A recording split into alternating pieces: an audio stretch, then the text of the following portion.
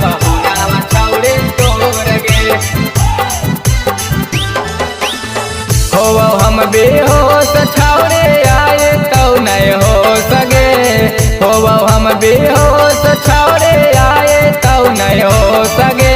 जहिया घर से लेके जैतो भातारा छौड़े तोर गे। जहिया घर से लेके जैतो पहुनावा छौड़े तोर गे। गोरे गोरे गलिया कौ चुमा हलियो रोज गे। गोरे गोरे गलिया कौ चुमा हलियो रोज गे। जहिया घर से लेके जैतो भातारा छौड़े तोर गे। जहिया घर से लेके जैतो पहुनावा छौड़े तोर गे। जहिया घर से लेके जैतो पहुनावा छौड़े तोर गे।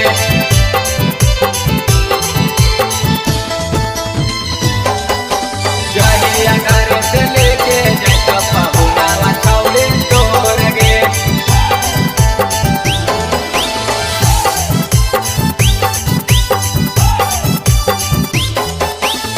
होत जाई मलावा छौड़ी खिलाई तौरा सा घोलावा गे। देखिए के फूटा फूटा कान तो तोरला भारावा गे। हे गे होत जाई मलावा छौड़ी खिलाई तौरा सा घोलावा गे। देखिए के लोटा लोटा कान तो तोरला भारावा गे।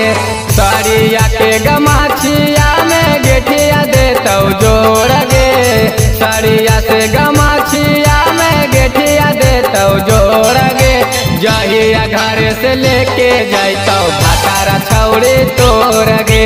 जहिया घर से लेके जैतो पहुनावा छौड़े तोर गे।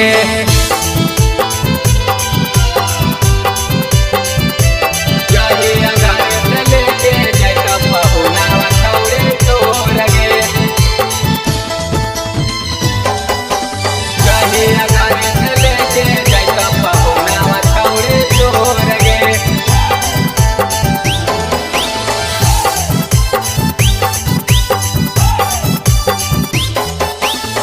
दे दिया जहर कुछ सुझाव नहीं उपाया गे।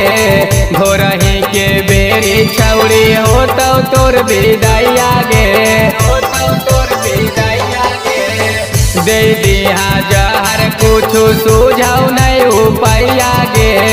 भोरही के बेरी छौड़ी हो तो तोर विदाइया गे। सचिन उपेंद्र से लेनी मुहा मोड़ गे। बबलू सुधीरावा से लेनी मुहा मोड़ गे। जहिया घर से लेके जैतो भातारा छौड़े तोर गे। जहिया घर से लेके जैतो पहुनावा छौड़े तोर गे।